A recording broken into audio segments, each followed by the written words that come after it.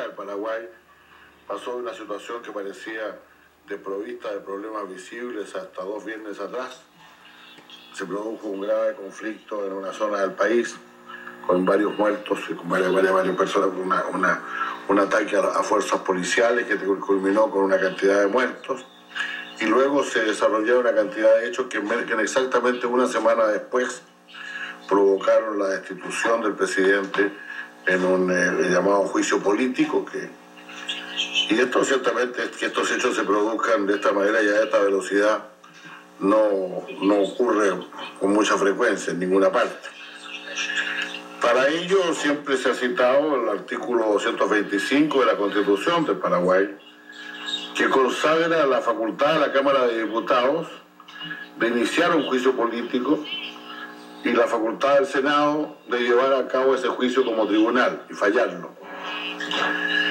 Se ha recordado también que el procedimiento que se sigue en estos casos, esta no es el primer juicio político en Paraguay, es que el propio Senado es el que fija los plazos y formas en que se ha de llevar el proceso. Sin embargo, por otro lado, también es importante recordar las normas que en la Constitución paraguaya, específicamente su artículo 17, y en los instrumentos internacionales de derechos humanos, consagran los principios universales del debido proceso y el legítimo derecho que tiene el procesado para defenderse, usando todos los recursos procesales y con el tiempo suficiente entre el inicio del juicio y su conclusión.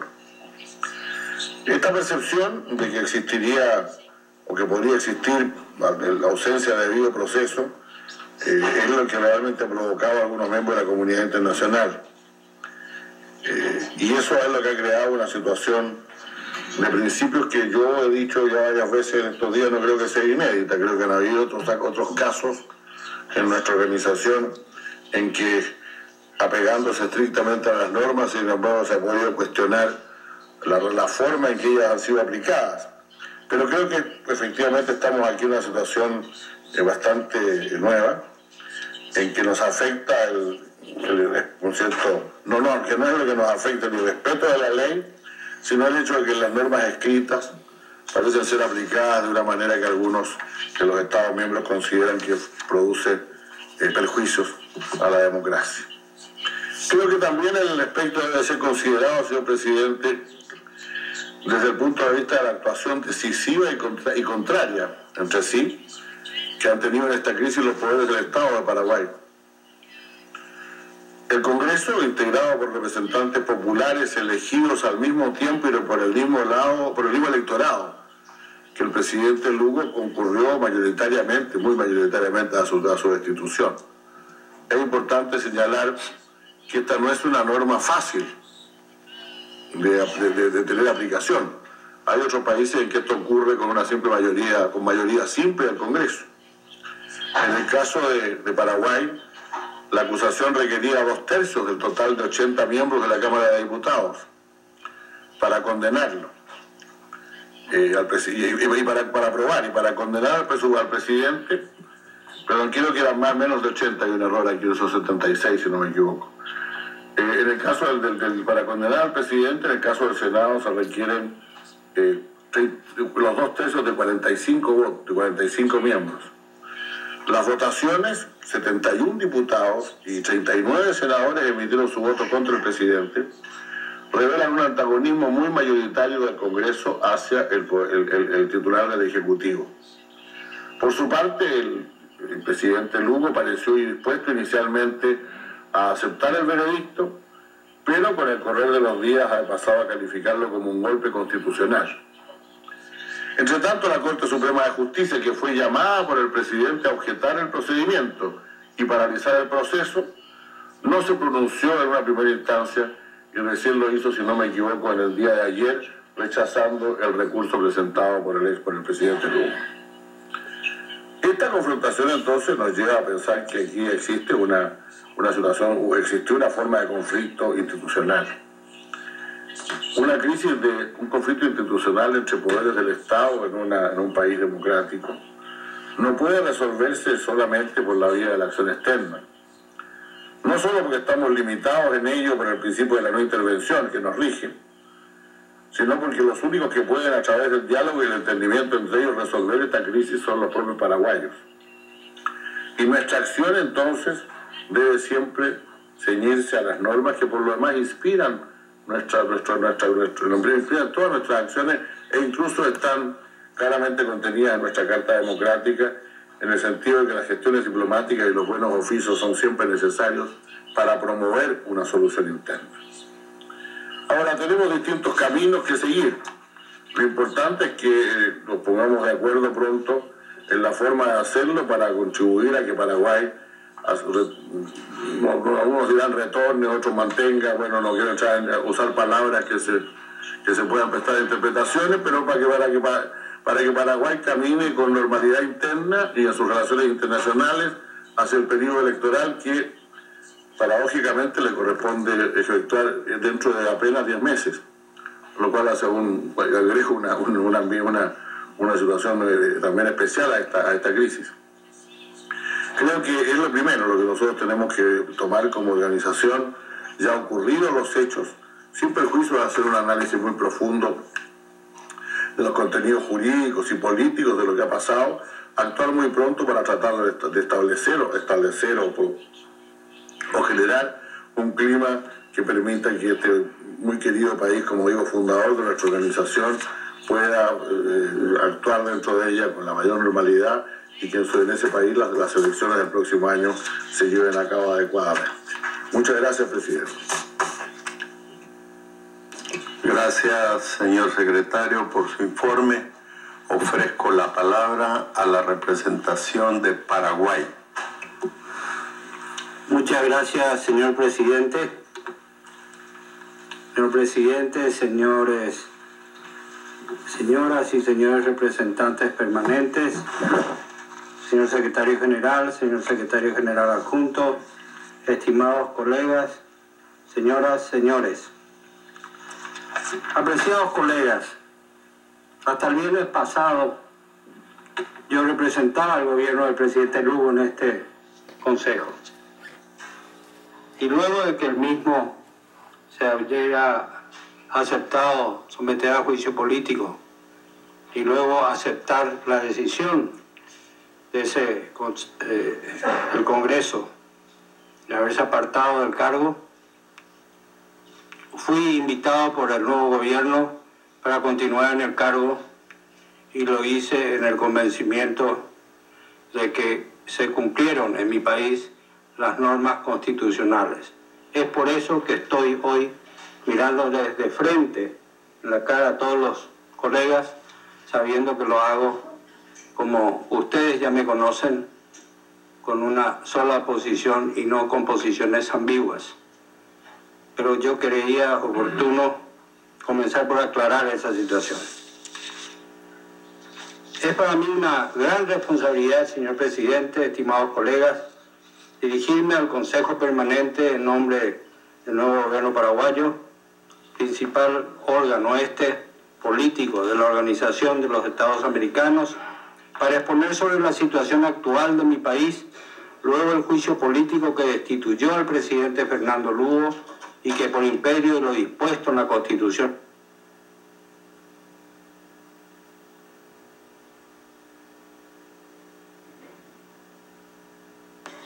disculpen.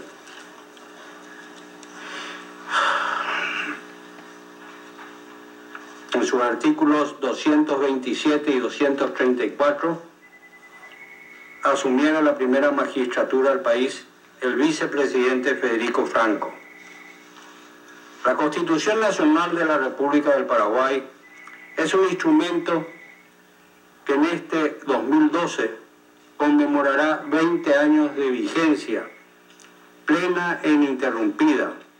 La Ley Suprema de la Nación fue el resultado de una Convención Nacional Constituyente que luego del restablecimiento de la democracia en mi país en 1989, luego de largos años de oscuridad, fue aprobada con la participación amplia de todos los partidos políticos.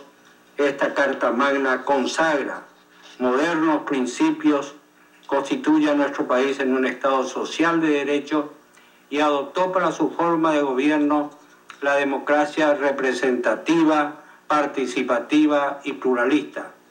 Garantiza asimismo el pleno ejercicio de los derechos políticos, económicos y sociales de los ciudadanos que habitan la República.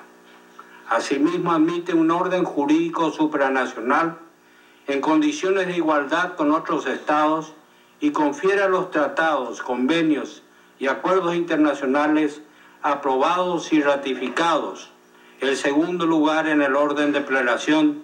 La Constitución le confiere las máximas garantías de vigencia a los tratados internacionales sobre derechos humanos, así el Pacto de San José de Costa Rica, por el que se establece la Corte Interamericana de Derechos Humanos, y la Convención Interamericana de Derechos Humanos, son instrumentos plenamente integrados al ordenamiento jurídico de la nación y solo pueden ser denunciados por el procedimiento similar a una enmienda constitucional. Establece además como principios fundamentales la independencia nacional, la autodeterminación de los pueblos, la igualdad jurídica entre los estados, la protección internacional de los derechos humanos, la libre navegación de los ríos internacionales y fundamentalmente la no intervención y la condena a toda forma de dictadura, colonialismo e imperialismo. El Paraguay adoptó su Constitución Nacional con tremendos sacrificios y fue la culminación de un proceso que los representantes legítimos de su pueblo lo consolidaron y lo siguen perfeccionando a través de mecanismos en ella establecidos. Así, en octubre del 2011, en el primer referéndum realizado al amparo de la nueva Constitución, se aprobó el derecho a paraguayos residentes en el extranjero. El Paraguay moderno y democrático cumple a cabalidad con todos sus compromisos internacionales y espera de las otras partes el mismo tratamiento. La construcción de la nación paraguaya, señor presidente, estimados colegas, nunca fue fácil. País mediterráneo que siempre ha tenido dificultades para que se respeten principios fundamentales como el de libre tránsito por los ríos y rutas internacionales, y padece de las desventajas que su enclaustramiento le impone al acceso de sus productos en el mercado mundial, en pleno siglo XXI, donde la globalización es uno de los fenómenos más desarrollados. Esa lucha permanente se remonta a la colonia y es objetivo permanente de la política exterior de Estado para el Paraguay. Como decía el recordado Augusto Roabastos, el Paraguay es una isla rodeada de tierra. Al amparo de los principios constitucionales mencionados, es que Paraguay participa en múltiples organismos internacionales, siendo miembro fundador de la Organización de las Naciones Unidas, de nuestra Organización de Estados Americanos y de los más recientes acuerdos de integración económica y política subregionales como son el Mercosur, que nació con el Tratado de Asunción, la UNASUR y el CELAC. Paraguay no condiciona el cumplimiento de los compromisos devenidos de su participación en los organismos regionales por razones ideológicas. Lo menciono, señor presidente, señores delegados, porque el compromiso del Paraguay con estos instrumentos no es patrimonio de ningún sector político, sino que son compromisos de la nación paraguaya, que los cumple y espera que sean cumplidos con justicia y equidad por los demás estados partes. Pero hoy no nos vamos a ocupar de otros organismos. Hoy estamos en la OEA, en nuestra OEA, para informarles de los acontecimientos ocurridos en Paraguay, y en este sentido no puedo dejar de señalar y recordar los sucesos que antecedieron a esta situación que nos condujo a lo que hoy estamos viviendo. El señor secretario general hizo una introducción sobre este tema y me permitiré, lastimosamente tendré que repetir algunos de ellos. A partir de un luctuoso enfrentamiento el 15 de junio último, en un inmueble rural del interior del país, entre fuerzas policiales que daban cumplimiento de órdenes emanadas de la magistratura judicial y del Ministerio Público para desalojar o verificar la presencia de campesinos que ocupaban dicho inmueble, produjo un saldo de 17 muertos entre policías y campesinos. Se inició un reclamo generalizado de partidos políticos y sectores de la sociedad civil, incluida la máxima jerarquía de la Iglesia Católica en el Paraguay, que reclamaron medidas inmediatas del gobierno para el esclarecimiento de los hechos y la prevención de otros hechos similares que pudieran acontecer. Yo estaba en Paraguay y ustedes no pueden imaginar la fuerza, ya lo hemos visto en otros países, de las redes sociales, de la televisión, que veían minuto a minuto repetir los hechos acontecidos. El pueblo estaba conmocionado. La muerte de compatriotas en estas circunstancias no constituye un acontecimiento cotidiano en mi país. Hay que remontarse en décadas de la historia para encontrar episodios de tal magnitud con la cantidad de víctimas fatales y heridos en las circunstancias de enfrentamiento y saña en las que se desarrollaron los mismos. Resulta difícil dimensionar la indignación provocada por esta situación, ya que las fuerzas públicas pretendieron implementar un protocolo establecido previamente por el Ministerio del Interior, que precautelando la posibilidad de enfrentamientos, se envió a la primera línea a los efectivos policiales desarmados, sin armas, solamente con sus chalecos antibalas, y no tenían ningún tipo de elementos disuasivos, a cuerpo gentil, para cumplir de manera pacífica con la orden judicial.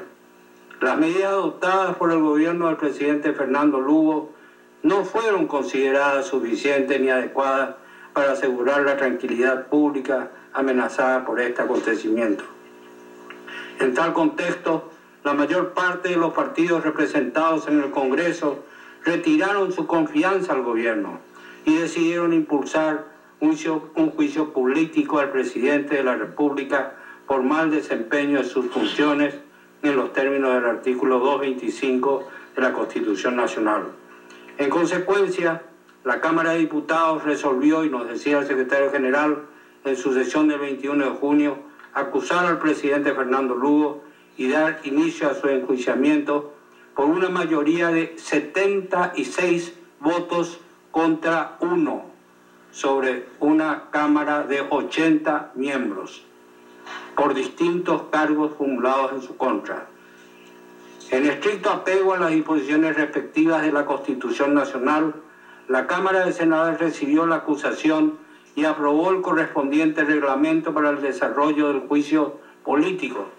En dicho reglamento estableció plazos perentorios que, al tiempo de precautelar las garantías del debido proceso y el derecho a la defensa, permitiesen evitar que una prolongación del juicio provocase un efecto contrario al propósito de buscar la pacificación inmediata del país y la erradicación de los elementos que ponían en riesgo la seguridad interna. Señor presidente, estimados representantes, colegas, el antecedente que motivó esta determinación se remonta al proceso iniciado al entonces presidente Raúl Cubas en el año 1999, luego de que el vicepresidente Luis María Argaña fuera asesinado, ocasión en que se le concedió al presidente Cubas un plazo de 5 días para la presentación de su defensa, y en el transcurso de dicho periodo de tiempo, el Paraguay tuvo que enterrar a 7 víctimas fatales, fruto de la violencia del enfrentamiento en las plazas. En estas circunstancias y con el episodio que generó esta situación, el Paraguay no podía ver más sangre de sus hijos derramada. Me tocaba ser en ese momento embajador del Paraguay en Naciones Unidas, y mi reacción inmediata fue renunciar al cargo de embajador, porque consideré que en ese momento el gobierno no había actuado como correspondía. Y tengo un colaborador mío, cuyo nombre no voy a pronunciar, como dicen los parlamentarios para no citarlo, que fue uno de los jóvenes que fue a recoger a los heridos y a los muertos en la plaza. El juicio político se tramitó en la Cámara de Senadores, me refiero al juicio político al presidente Lugo, con sujeción estricta al reglamento aprobado. Los representantes convencionales del presidente de la República ejercieron la defensa y agotaron su exposición utilizando menos tiempo que el asignado en el reglamento, que había sido de 2 horas. Terminaron 15 minutos antes. Previamente, el jefe de Estado anunció su decisión de someterse al proceso y acatar la resolución que se adoptara. Cumplidos todos los trámites del juicio, el Senado votó el 22 de junio la condena del presidente Lugo por la siguiente mayoría. El Senado está compuesto de 45 miembros. Votaron en contra del presidente 39 votos. 4 fueron a favor del presidente. Y hubo 2 abstenciones o ausencias. Inmediatamente después de adoptar esta decisión, el presidente de la República, aunque objetó las reglas que habían sido aprobadas para dicho procedimiento, manifestó que se sometía a lo resuelto por la Cámara de Senadores y dejaba el cargo de presidente que venía ejerciendo constitucionalmente desde el 15 de agosto del 2008. El presidente Lugo lo hizo con gran señorío y al despedirse del pueblo paraguayo dijo que se iba con el pecho lleno de felicidad por el apoyo del corazón de todos los paraguayos. No puedo dejar de mencionar que el secretario general en este periodo realizó gestiones personales ante el propio presidente Fernando Lugo, el entonces canciller Jorge Lara Castro y el ministro de la Presidencia Miguel Ángel López Perito, las cuales acompañé personalmente en Asunción, estando en permanente comunicación con el secretario general, para recordarles que podían invocar la aplicación del artículo 17 de la Carta Democrática. Si a su criterio, al criterio del gobierno del presidente Lugo, había peligro de quiebre democrático para el gobierno presidido por Fernando Lugo, y sin embargo no se hizo uso de esa facultad. Me consta porque yo personalmente me encargué de hacer esa gestión y el secretario general repetidas veces señaló esa posibilidad. Aún más, hubo delegaciones que tomaron contacto telefónico con mi persona, manifestando su apoyo y que estaban prestos a acompañar al gobierno del presidente Lugo en cualquier solicitud que formuláramos para activar los instrumentos interamericanos, entre otros.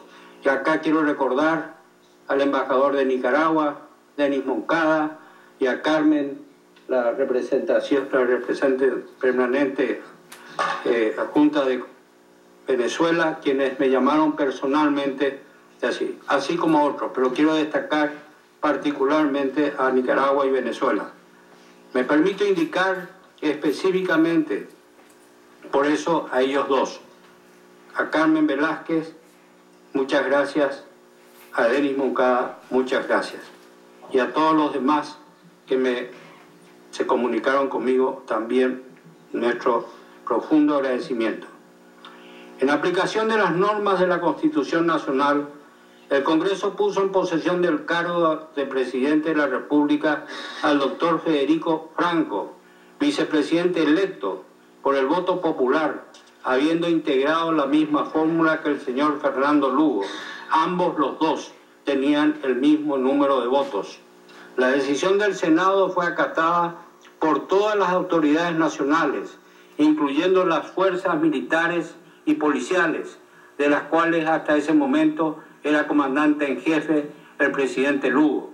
Asimismo, grupos de manifestantes que habían ocupado la plaza del Congreso en apoyo al entonces jefe de Estado se retiraron pacíficamente. El Poder Judicial se ha expedido respecto de la constitucionalidad del proceso impuesto al juicio político que fuera presentado por los abogados defensores del presidente, motivado por la acción de inconstitucional deducida por el expresidente Fernando Lugo, en los términos del auto interlocutorio número 1533 de fecha 25 de junio del 2012, resolviendo desestimar sin más trámite la misma, conforme puede verificar con copia del fallo judicial que se le ha entregado. De esta manera quedó establecido para la institución encargada de la interpretación de la Constitución Nacional que el procedimiento del juicio político se ajusta a las garantías constitucionales. Y acá quiero hacer una acotación. Esta Corte que dictó esta sentencia es una Corte a la cual el Congreso paraguayo le ha señalado que le iniciará juicio político para hacer renovación de la Corte. 7 de los miembros de la actual Corte, que está integrada por 9, han sido señalados con el objetivo de este mismo Senado, que hoy la Corte aprueba su decisión. Asimismo, el Tribunal Superior de Justicia Electoral, máxima instancia del Paraguay en materia electoral, expresó que la sustitución del presidente destituido se realizó de acuerdo al artículo 234 de la Constitución Nacional, por lo que Federico Franco es el legítimo presidente de la República del Paraguay y deberá completar el periodo constitucional 2008-2013. A la fecha, las actividades se desarrollan con absoluta normalidad y el gobierno del presidente Federico Franco es reconocido y acatado internamente en todo el territorio del país, donde rige la más absoluta paz y tranquilidad.